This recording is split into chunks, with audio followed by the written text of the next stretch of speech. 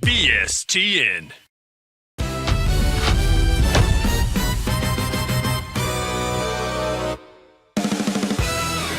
Ho, ho, ho, and welcome to the BSTN Christmas special.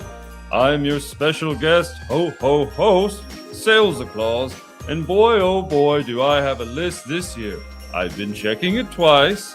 Actually, I've been checking LinkedIn activity, conversation intelligence recordings, and your CRM hygiene. You know what's magical about Christmas?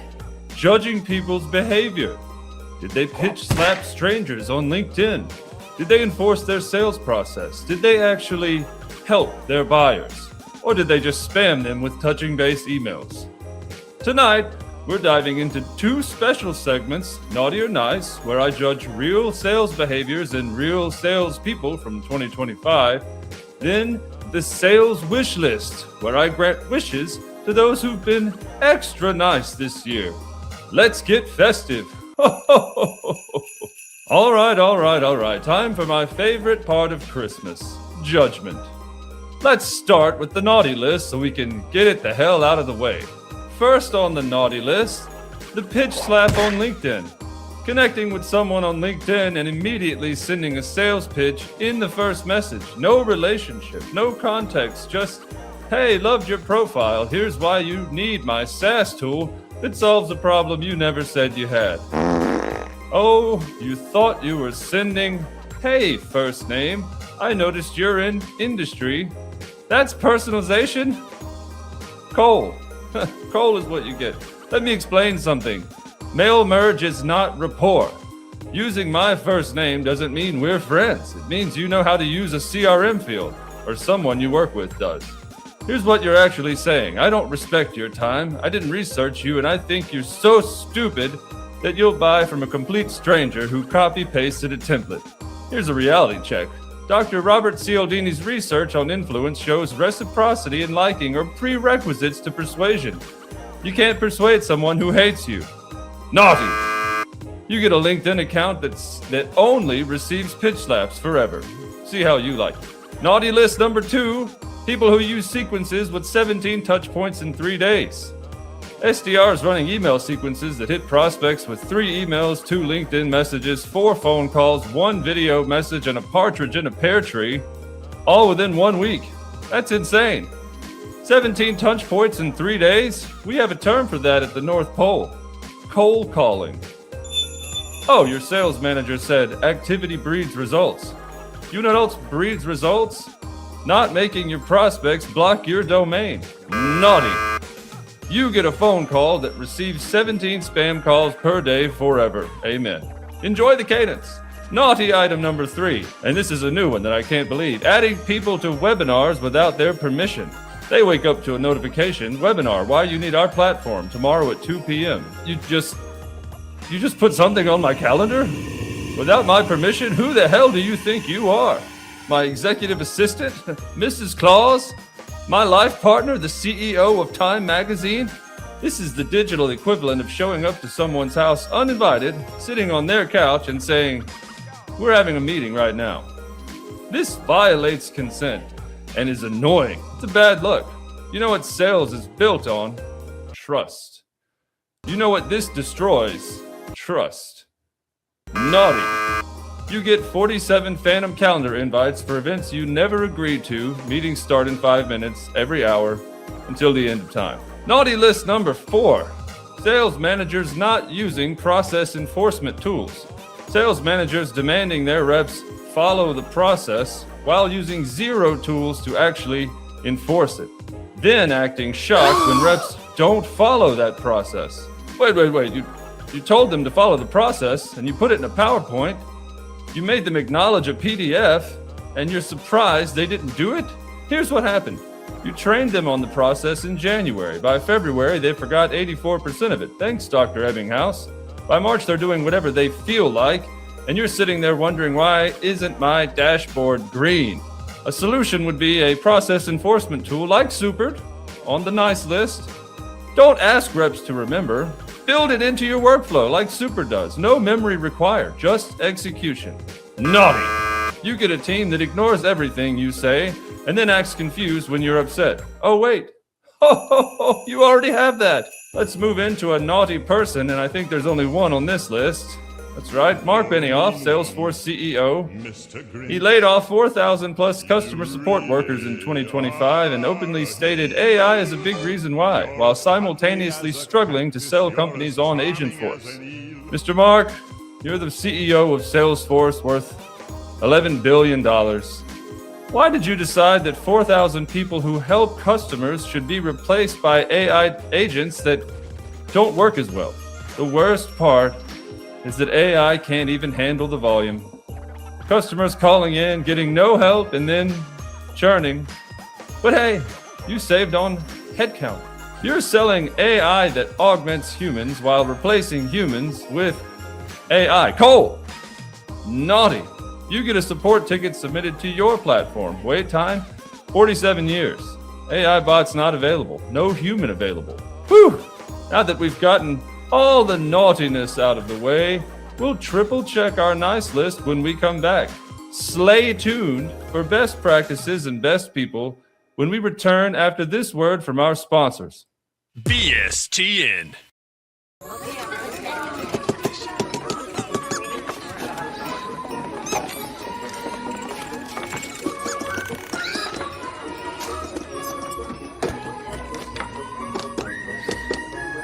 Hey, Ming Ming. I'm gonna be a little bit short on today's quota. Oh, not every day is a sprint, buddy. It's okay. Plus, you have Super, so you can follow our ELF sales process and be productive. How many process violations did you have today? 85?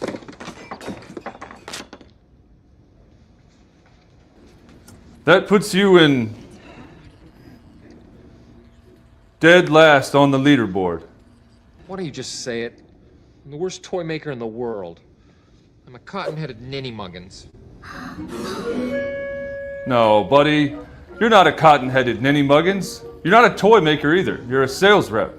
But that's why we have Super, so you can follow our process. It's right there in front of you, visible, so you know what to do now and what to do next. Just get your process board to 0. That's how easy it is. Seems like everyone else has the same talents except for me. No, that's just it. With Super, even you can have the same results and outputs as everyone else because it guarantees you follow the same sales process. I see when you are selling. I know when deals are late. I know when you've done bad or good. Just use Super for goodness sake. Otherwise, you'll be looking for employment at the South Pole. Oh, welcome back to BSTN. I'm Sales-A-Claus, your special guest host. Let's dive right into the nice list, shall we? We start our nice list with SDRs who invest in building their personal brand on LinkedIn and other social platforms, sharing insights, sharing lessons learned, helpful content, and engaging with people via thoughtful comments, so that when they do reach out, a prospect already knows and trusts them, or at least is familiar. Oh, now we're talking. Somebody read my blog. Look at you playing the long game. You spent 6 months posting helpful content, sharing wins and losses, being human on the internet. And when you finally reached out, the prospect said, "Oh yeah, I've seen your stuff." That's not cold calling. That's warm calling with familiarity. Oh, Super calls this the surround bound method. Surround your prospects with value before you ask for their time. And Dr. Robert Cialdini's principle of liking. We do business with people we know, like, and trust. Therefore, personal brand is a must. Oh, nice. SDRs that do this are on the nice list. You get a LinkedIn profile that actually generates inbound leads and a raise and respect. Nice list. Number 2, AEs who master active listening. Yes, number 2 on our nice list, account executives who shut up and actively listen during discovery calls. They ask thoughtful questions, take notes, and let the prospect talk for 70% of the call. You listen. You didn't interrupt with, "That's a great point. Let me show you how we solve for that." You ask, "Tell me more about that." You paused. You let silence work for you. You took notes. You demonstrated you actually care about their problem, and you were present in the moment. Gong's data shows top performers only talk about 35 to 40% of the time and listen to the rest. You're crushing it. When buyers feel heard, they trust you. When they trust you, they buy. Nice. You get prospects who say, "This was the best sales call I've ever had," and deals that close. Nice list number 3. Companies using process enforcement tools like Super. Yeah, that's right. Sales organizations that implement process enforcement tools like Super so reps execute the right behaviors automatically without relying on memory or willpower. They're human after all. Finally, companies that get it. You didn't just train your teams on the process. You built it into their workflow on platform. They can't forget to log the call. They can't skip discovery questions of that required field. The system enforces it. Dr. BJ Fogg's behavior model says behavior equals motivation plus ability plus prompt. And you gave them ability and prompt. No excuses. By the way, Super customers see 40% improvement in process adherence and 23% improvement in quota attainment. That's ROI. Nice. You get predictable revenue through standardizing sales behaviors and outcomes, and a team that actually does what you trained them to do. And here we have some especially nice people, starting with George B. Thomas, the HubSpot helper. He spent 10 plus years creating free educational content, helping thousands of people learn HubSpot, matching his hats and hoodies together, and most recently building an AI clone of himself, trained on 16 million words of his content so he can help people 24/7 in 56 different languages, all while being genuinely kind to everyone. Nice list, MVP, George. You get eternal respect from the sales community, and probably heaven. Nice person number 2. Well, it's Jen Allen Knuth, founder of Demand Gen. She's a former Challenger Gartner seller who sold $50 million to C-level deals. Then she started Demand Gen to teach sellers how to help buyers overcome status quo and make confident decisions. Jen Allen Knuth, you could have just retired your quota and then retired. But no, you decided to help other people win. You teach sellers about cost of inaction. You run SKOs that are actually useful. You advocate for shelter dogs, for crying out loud. You're basically a sales superhero, and for sure way better than that Will Aitken character. I think the neck tattoo proves that. See, Jen teaches that buyers don't lose to competitors. No, they lose to no decision. And her frameworks help sellers earn trust and drive change. That's value. Very, very nice, Jen. You get sold out SKO bookings for the next 2 years, and a reputation as someone who actually changes careers. And finally, the nicest HubSpot combo, Dharmesh Shah and Yamini Rangan, HubSpot co-founder and CEO. They led HubSpot's AI-first transformation by shipping 200 plus real features in 2025 that actually work, while maintaining 84% gross margins and creating tools that augments humans rather than replace them. Oh, Dharmesh and Yamini, while everyone else was talking about AI, you were shipping AI. Breeze agents that resolve 50% of support tickets. Prospecting agents that do research, not spam. Data Hub that actually cleans your data. You're not firing humans for AI, no. You're using AI to make humans more effective. And the results? Amazing Q3 numbers, including growing customers by 17% year over year. You're winning by doing it right. Both of you, nice. You get market dominance and leaders everywhere copying your playbook.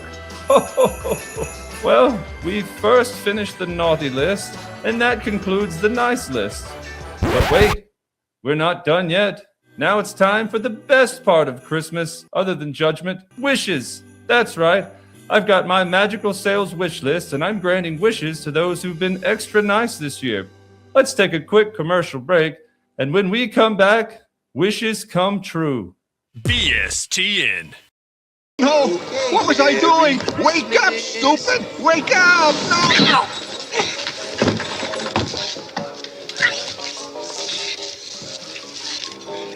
No, I want an official red undercover nice to 200 jet rifle. You'll never be able to follow a sales process in your CRM with that. How about Supered? Their new process rules are like Christmas magic for your sales teams, giving real-time visibility into performance. Merry Christmas. Ho, ho, ho.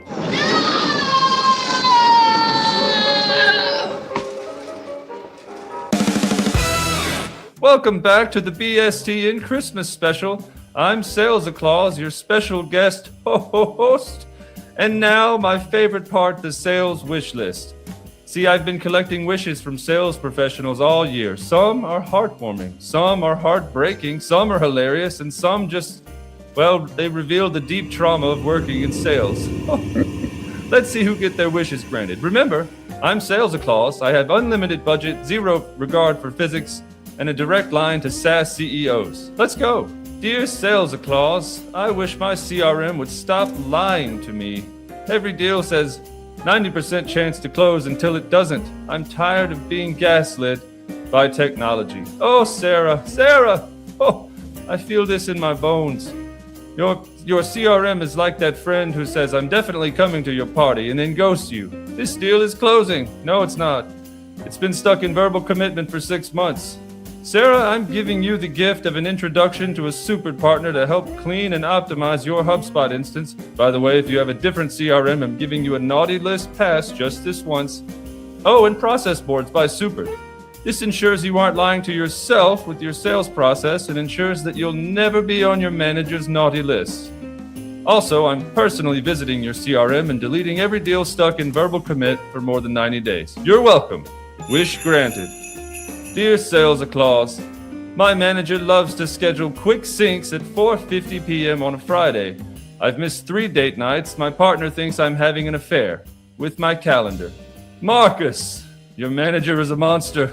He's probably on the naughty list. A calendar colonist, he is. Quick sync? There's no such thing as a quick sync at 4:50 p.m. on a Friday. That's a 45-minute meeting about next quarter's pipeline that could have been a Slack message. Marcus, I'm giving your manager a curse. Every meeting they schedule after 4 p.m. on a Friday automatically gets moved to 8 a.m. Monday. For them only. You get to sleep in. Also, their Outlook now autocorrects quick sync to unnecessarily long meeting that could be an email. Enjoy your date nights, Marcus. Wish granted. With vengeance. Dear Sales-A-Claus, I'm tired of prospects saying, let me think about it, and then disappearing into the void. Just say no. I can handle rejection. What I can't handle is sending 14 follow-ups to silence. Priya. Oh, this one hurts because it's so true. You know what's worse than rejection? Ambiguity. Just tell her you're not interested. Don't say circle back in Q1 when you mean never contact me again. Don't say we're evaluating options when you mean we already picked your competitor. Priya, I'm giving you a magic button in your CRM. When a prospect ghosts for more than 30 days, you push it and they receive an auto-generated, sorry not interested email so you can move on with your life. Also, I'm programming the button to play Let It Go from Frozen every single time you use it because you deserve closure and a theme song. Wish granted. Dear Sales-A-Claus, my company loves to celebrate 98% training completion. But you know what didn't improve? Quota attainment. It's still at 50%. Can someone explain this? Derek. Poor Derek, you get it. Your company doesn't. Dr. Herman Ebbinghaus proved that humans forget 84% of training within 3 months. More importantly, knowledge transfer doesn't equate to behavior change. Your team watched the videos. They took the quiz. They got their little certificate. And by the next all hands, they forgot everything and went back to doing whatever they felt like. Derek, I'm deleting your LMS. Gone. Vanished. And I'm replacing it with Supered. A tool that doesn't train your team, it enforces your process. No memory required, just execution. Quota attainment goes from 50% to 73%, like Christmas magic.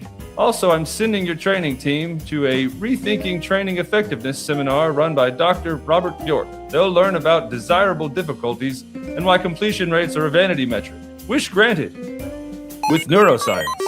Dear Sales-A-Claus, I've given the same demo 6 times to the same company, different stakeholders, same objections, same features. I'm losing my mind. Kyle, 6 demos? 6? At one point, do we admit they're not buying, they're just getting free training on your platform? Can you show me how this works? No, you've had 14 hours of demos. Google it, or YouTube it, whatever the kids say. You know what this is. It's complete malarkey. They're evaluating because their boss told them to evaluate, but they already know they're buying from your competitor. Kyle, I'm giving you a demo limit rule.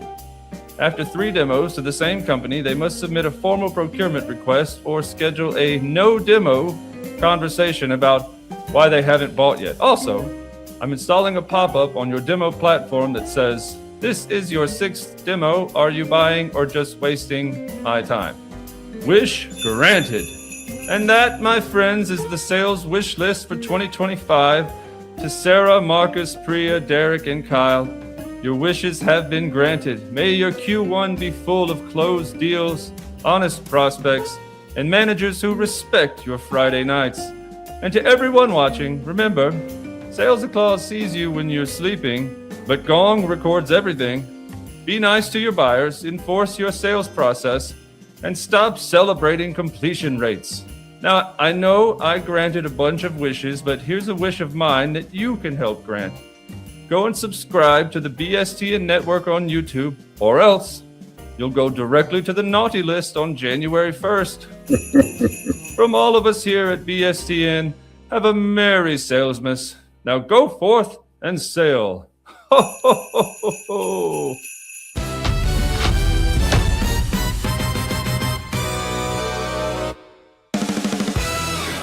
BSTN.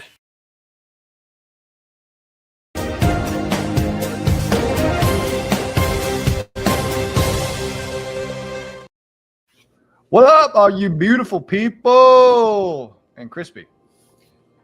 I feel like I fall in that category. Yeah, this is the last. By the time you're listening to this, you can tell by his stuff. Crispy is no longer at Super. He is he's left us. Bittersweet. But he's gonna do something. He said he's gonna sling a bunch of stuff. So he's gonna. What's the commitment? 500 seats of Super that will be sold. I registered a deal today. What? Okay. Well, let's see. We'll find out. We will say. We will see if this happens, and we'll keep a record on this. He is not losing problem POV because he might be leaving Super. But I like you being here, Legolas. It's just such a fun place. Yeah, I like being here. Okay. So let's get into it. We're doing a bit different. We are doing some Would You Rathers, and we're going to have our secret wizard host that you're never going to see, but has a beautiful voice. He's going to read this to us, and we're going to pick. You must actually be quiet when the buzzer happens, Crispy. I know. So just as a point. Is that good? Okay. This is sales Christmas wish list themed. If I had a wish list for Christmas, then Crispy staying at Super would be on it, but that's not an option. It's December 2025, and sales reps everywhere are dreaming of what would actually make their jobs easier in the new year. We asked 500 sellers what's on their Christmas wish list, and the answers may shock you. We're putting together Matt versus Crispy in this special segment for Christmas. Round 1, would you rather have option A, 20% higher base salary, same commission structure. Option B, better territory with 50% more ideal customer profiles, but same comp. We have to say at the same time, right? Go ahead. Let's do 1, 2, 3, and then say the answer. Okay. Okay. 1, 2, 3. B. Yeah. Okay. Cool. B. Woo! Yeah. Only pansies pick A. What are we talking about? And I was gonna say option B with the caveat of, as long as you don't have a cap on your commission, on your variable. But option B, no brainer. Like there's way more opportunity there versus just a base increase. If you want a base increase in this scenario, you're not a real sales rep. You're not a killer. That's the difference. Is this why you're leaving Super? Yeah, basically. Yeah. Yeah. Here's the reality, guys. Is a good sales rep that is confident in the product, that believes in the value, will always want a larger, better pool of people to prospect into, because it will mean better overall compensation. Yeah. If you just want, if in this scenario, if you just want a better, higher base salary, it means you're not confident in what you're selling, which means I don't want you on the team. Yeah. Which is a weird place to be for sales rep, but that's just the hard truth in these options. So if you wouldn't have picked, I've spoken. Round 2, would you rather? Option A, all inbound leads, but you must handle 100% of them yourself, no cherry picking. Or option B, 0 inbound leads, but you get unlimited prospecting budget, tools, lists, events. On 3. 1, 2, 3. B. A. Oh, really? Yeah. Since Matt didn't answer on 3, go first, Matt. Why option A? Option A. If I had inbound leads are by definition a higher CAC. Why would I, like, an unlimited budget? Just doesn't make any sense. Like, why would I pay money when I could have free leads and work them and lead them? That means they're gonna have a higher close rate. I can handle all myself. I can focus all my time on the management and execution of, like, giving a buyer experience. Versus trying to get prospecting, engineering, and like hiring people. It's just if you can do inbound, you do inbound. You only don't do inbound if you can't get inbound to work. So yes, I would do option A, 100% all the time, every day. I heard you're lazy. All right, option B. Crispy, why'd you pick B? Yeah, I actually prefer the grind of going and like hunting and killing stuff, and I think that by doing so, you have more control over your destiny instead of like relying upon inbound leads. I think inbound leads, there's some question over quality sometimes, depending upon like what the flow looks like. Getting your business to a point where you have a really strong, highly qualified inbound lead flow takes quite a bit of effort to happen. And what's more in control is if you have unlimited prospecting budget to go and use all the right data sources, Clay, ZoomInfo, whatever it is, to go and choose the people you want to reach out to and convert them. Like that's much more my speed. I like both answers. I award the point to Crispy. Round 3, would you rather? Wait, I got to gong myself here. All right, round 3, would you rather? Option A, a manager who coaches you one-on-one for 2 hours per week, but micromanages everything. I don't understand how this is a good option. Or option B, manager who leaves you completely alone, but provides 0 coaching, feedback, context, any of that. On 3, 1, 2, 3. B. Yeah. Y'all got to get more in sync, but go ahead. Crispy, you first this time. Yeah. So two reasons. One is you should be hiring reps that don't need to be managed constantly. Like 2 hours per week of one-on-one coaching is quite a lot. And you can also have systems do your enablement and coaching inside their flow of work, like Super, boom, plug.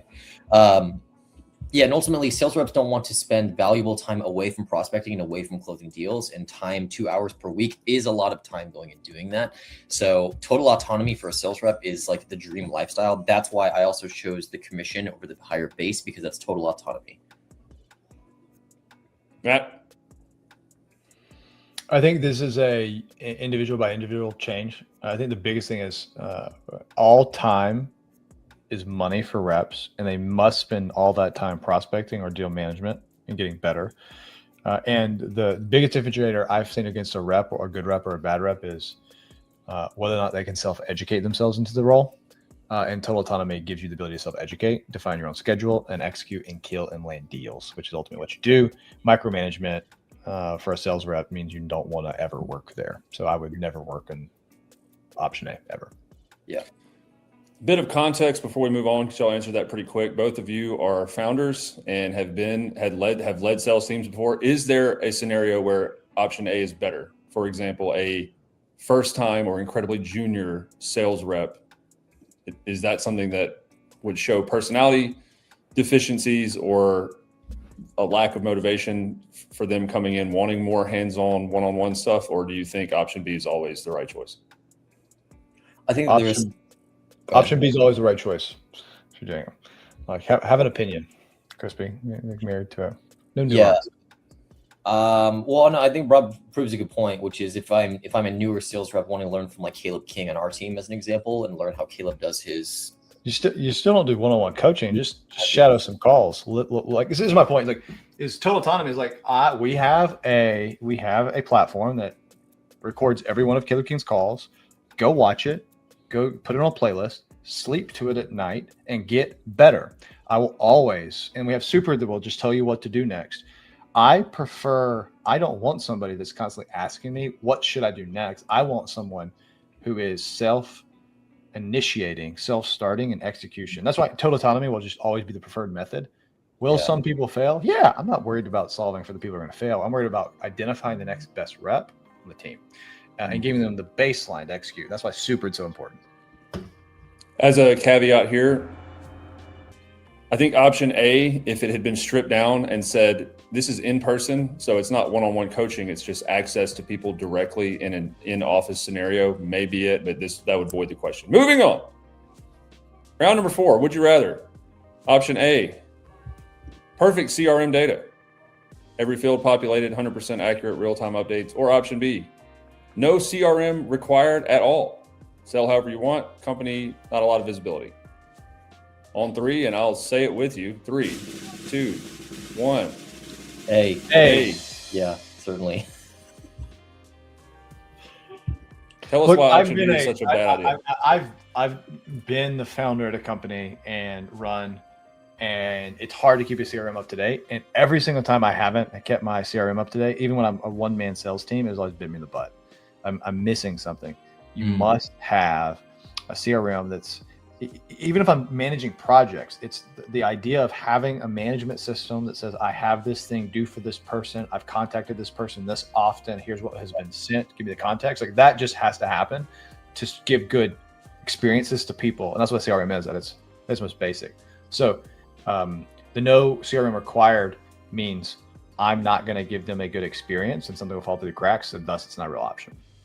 I agree. Yeah, and I think that falls in the category for me of like data-driven decisions of here is when I should reach out to this person next based on the context that I know from when I reach out to them last. Keeping yourself organized generally, that's the best sales reps choose perfect CRM over no CRM. I've yet to ever meet a sales rep that has been high performing with no CRM. Only bad CRM. I mean, I say this now, and you can fight me. Only bad reps don't want a CRM because they're scared of what it's going to show. I agree. I totally agree. CRM could also stand for context-rich memory. So you could think of your CRM as serving as an external memory brain for you, Matt. Option 5, would you rather? Option A, 10 dream accounts, perfect ICP, huge budget, known pain, but 12 to 18 month sales cycle. Option B, 100 mid-market accounts, decent fit, some budget, 30 to 60 day sales cycles.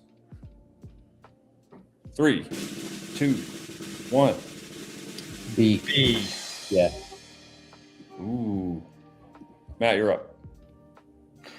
I just like selling to mid-market more. I think the reality is there are software that just does, especially in the public arena, like government, that does a few big giant accounts, and they spend 18 months to 24 months before they even get their first deal. I just don't like working there. Like, I like to get momentum. I like to make a few wins. I would 100% every single time prefer 100 mid-market accounts because I just like to get some wins under the belt. And that's what I like doing. So yes, I would do it that way. Some people do it different. I think momentum is real with sales reps as you close deals or don't close deals. Honestly, I think momentum is a driving factor in performance. And I remember when I was selling in the enterprise sector, do you know where most enterprise deals end up dying? Is in the contract and legal phase, which takes fucking forever to get to. And so selling to enterprise blows. Not a fan of it. It's terrible. It's long. You have so much fucking red tape and stupid stuff that you have to deal with. So mid-market all day, much quicker sales cycles, a lot more fun, to be honest. You have to deal with less decision makers, less red tape, and it's just generally quicker speed to money, honestly, as a rep. Great job. That has been our sales Christmas wish list segment. And now I'll kick it back over to Crispy for debate 5. Awesome. So, November 2025, research from Sales Hackers shows 73% of objections in deals stem from inadequate discovery, not buyer concerns that emerge later. Traditional sales training dedicates 40% of curriculum to overcoming objections, but Gong data reveals that deals requiring heavy objection handling close at 34% versus deals with minimal objections at 81%. Big difference. Should reps learn to handle objections better or prevent them entirely through better qualification? I think when we use the word demo, I think people think demo means showing a product. And I don't agree that a demo is showing the product. Often a demo is showing the problem you solve for and from the frame in which you do it. And I've been on demos. I've been on like qualification calls where I ask no discovery questions because I knew the person and the pain that I knew I was about to talk about. I just knew their pain better than they did. Need to qualify it. I just needed to talk about the pain, do a demo of how I was solving the pain, and then let them emote afterwards. And then my level of emoting at that point would show me discovery questions. So that often gets rid of telling the right story. Often gets rid of more objections. And if you have the wrong narrative in there, and then if they're in the wrong narrative, they will have more objections because they'll understand what they're fixing, why they're fixing it, and how it's going to solve them value. I find story, not qualification, is better at preventing objections than objection handling by asking questions itself, or like getting better discovery. So better storytelling, not better discovery. Okay. Yeah, I'm confused on which perspective because it sounds like a little bit of both. I have a document in my face as perspectives, and I just don't agree with either one of them. Is like storytelling is the most important aspect. Getting people in the right frame of mind is the most. Like you buy a hot dog at a ball game, it costs $10, $15, and you buy a hot dog at a grocery store, it costs 50 cents. Like people need to know where they're at, why they're buying, what they're buying for, and you need to get them in the ballpark. Storytelling is the most important part. Yeah, I understand, and my perspective and opinion on this seems like it's one of two options. Option one is I get ahead of all objections by combating those in discovery. That way no one can throw it in my face later in the sales cycle, or I should be prepared to speak to the objections later on if I don't ask those questions. I think the perfect balance is a mix of both, which is healthy discovery so that you understand MedPick, Spice, BANT, whatever it is that you're using to qualify people. And you should always be prepared to handle objections because objections might not fall into those specific categories of discovery. Objections could be things that you don't know about in the technical realm or security or privacy or whatever it is. And so if you want to be a really good sales rep and have a really high close rate and understand deeply what the customer needs, you need to be prepared to do both, which is good discovery and be prepared to handle objections actively in real time. Like the best sales reps can do both of those simultaneously. So I think objection handling is critical for good sales reps. Well done. We're on to debate 6. Matt, this is for you. I just read the topic. Merry Christmas, Crispy.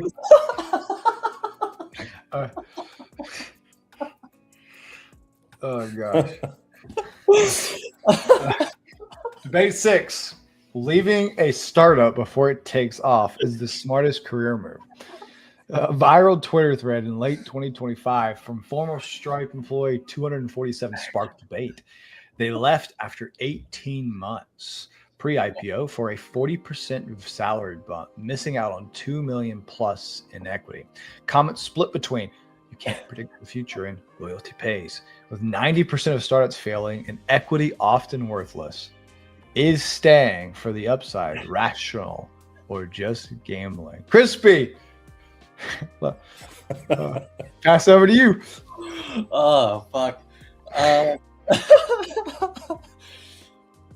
guess I can. My choice is only. I can only choose one of these. This is the right answer. No pressure, buddy. Oh, shit. Oh, man. Leave early. Secure the bag. Fuck these people.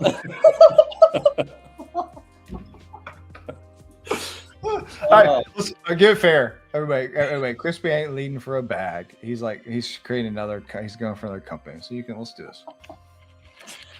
Oh shit.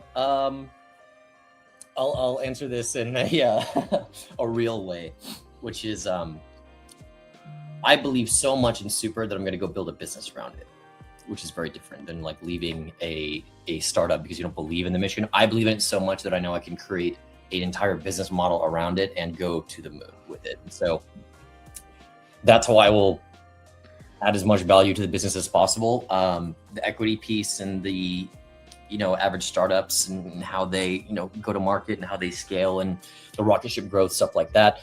Yes, I've always been someone that's been very entrepreneurial, and I'm going to lean into that. And I believe so much in super that I'm going to build a business around it. Not HubSpot, but super. Dumb. Yeah. I think that I just enjoy working at startups, and I think the majority of learning occurs in going from 0 to 1. Famous book by Peter Thiel is 0 to 1, and understand how to be a value creator versus a value maintainer. I think learning in the value creation is only learned in startups, and there's a lot of upside. I don't think you stay because of the upside. And so if you're staying just for upside, and this is a conversation between making a bunch of money or making generational wealth type money, I think that's the wrong conversation. The conversation is, where do you like working? Do you like working, creating value? Do you like moving fast? And I just prefer being a startup. So I would never tell someone to stay in a startup so you can make more money. I would say being a startup because you like being in a startup. Yes. Be in a corporate location if you like and need. You don't want to have to work all day, and you don't want to have burdens, and you in a stage maybe there's a stage of life where you just want to carry less. Yeah. So it's never a money, and as soon as it's a money issue, you're already making the wrong decision for the wrong reasons, and you will not be happy in either place. I agree. I have a story on this actually. I was talking to one of my friends recently who just finished his MBA, and he was like, "Oh, I just finished," and I was like, "Congratulations on achieving nothing." It's like an MBA is like such fucking. You know how many dumbasses I've met with MBAs? Like, if anyone out there's an MBA, congratulations. But I guarantee you, 6 months in a startup will teach you more about business than what an MBA will. Guaranteed. And that's the value of working in early stages. You learn so many different things in so many different areas that are transferable to a different, to your career path generally. So valuable. Again, not the money, but the experience of knowing how to do things. Intangible. Love it. Cool. All right. That is all the time we have for today, but I will let our two gracious hosts close us out. Is William frozen again? Oh, there you go. It's back. Oh, wait. I'm here. You back? Yeah, I'm here. I would say I'm here. You're looking at me weird, but I don't look weird, I don't think. If I was leaving with something, these are for sales reps or in general, is no matter where you are or what you're doing, if you don't believe in the product you're building, you're selling, or you're serving, you will be bad at your job. And so that right now doesn't mean go leave the place you're at. It just means get really good and understand the product. And once you have that belief in what you're doing, you will start to think this way. And that way is, if I don't serve this person, if I don't help this person buy this product, if I don't help save this person from churning, if I don't build the product in this way, then I am not respecting them. And you must get to a point where you feel like you're proclaiming a good news to people. And if you don't get to that point, your job will feel hard. You'll be unhappy. You'll complain. And I'm going to say it as lovingly as I can. It's a you problem. Great place to end the episode for today, gentlemen. Merry Christmas, Happy New Year, and we'll see you next time on Pardon the POV. Everybody, love y'all.